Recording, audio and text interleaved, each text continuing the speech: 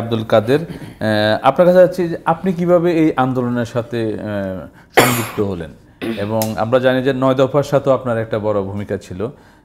আমরা প্রথমে শুনবো যে টোটাল এই মানে এই এই এই বিপ্লবের সাথে আপনার শুরুটা কিভাবে? আচ্ছা, ধন্যবাদ।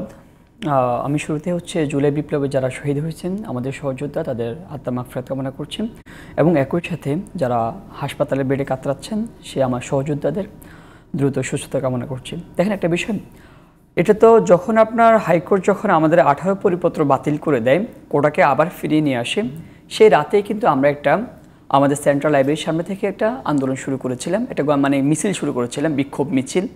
তো সেটা পরবর্তীতে সেটা গুটি কয়েকজন মানুষ। সেই মিছিলটা কি মানে সাধারণ ছাত্রদের ব্যানারে ছিল নাকি তখনই কোনো একটা প্ল্যাটফর্ম ছিল আপনাদের? কোনো একটা প্ল্যাটফর্ম তখনও ছিল না, কিন্তু আমরা, আপনি জেনে থাকবেন, সেটা আমরা ঈদের পরেও আমরা কয়েকদিন আমরা সাধারণ শিক্ষার্থীদের ব্যানারে করেছিলাম। পরবর্তীতে আমরা একটু বলি, তো এরই মধ্যে যারা আগ্রহী, আমাদের কয়েকজন জুনিয়র ছিল যারা মানে ক্যাম্পাসে সবসময় থাকে, লাইব্রেরিতে পড়াশোনা করেন, তারা লাইব্রেরি থেকে সবাইকে ডাকছে, ডেকে নিয়ে এসে গিয়ে স্বতঃস্ফূর্তভাবে অংশগ্রহণ।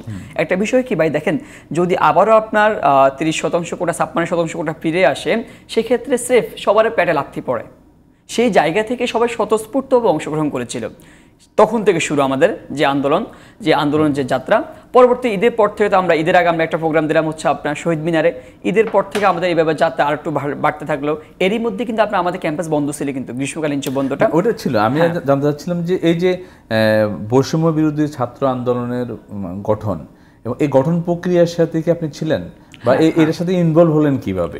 আচ্ছা, তো এইটা যখন আমরা ওই দিন রাতে যখন আমরা একটা বিক্ষোভ মিছিল দিলাম, ওইখানে যারা মূলত অনেকে স্বতঃস্ফূর্তভাবে, দেখেন, ঢাকা বিশ্ববিদ্যালয় একটা ঐতিহ্য আছে, যারা ঢাকা বিশ্ববিদ্যালয়ে ভর্তি হয়, যারা পড়াশোনা করেন, তারা একটা লিডিং ক্যাপাসিটি নিয়ে তাদের ক্যালিবার থাকেন, সেই জায়গা থেকে স্বতঃস্ফূর্তভাবে তারা অনেকে এগিয়ে আসছে। আমাদের জুনিয়র বলেন, সিনিয়র বলেন, অনেকে আসছে এগিয়ে। সেই জায়গা থেকে আমরা নিজেরা একটা অনলাইন প্ল্যাটফর্ম করলাম। সেখান থেকে মূলত আমাদের এই যাত্রাটা বৈষম্য বিরোধী ছাত্র আন্দোলন। আমরা সেখান থেকে একটা মানে অনলাইন হোয়াটসঅ্যাপ গ্রুপ, সেখান থেকে আমরা কথা বলে যারা এগিয়ে আসতে চাইছেন, যারা আন্দোলন লিড দিতে চাইছে, আমরা গিয়ে মানে সিনিয়র জুনিয়রটির ভিত্তিতে আমরা একটা প্ল্যাটফর্ম গড়ে তুললাম সেটা তো আগালো। তো পরবর্তীতে আমরা ঈদের পরে আমাদের মূল আন্দোলন শুরু হলো ঈদের পরে।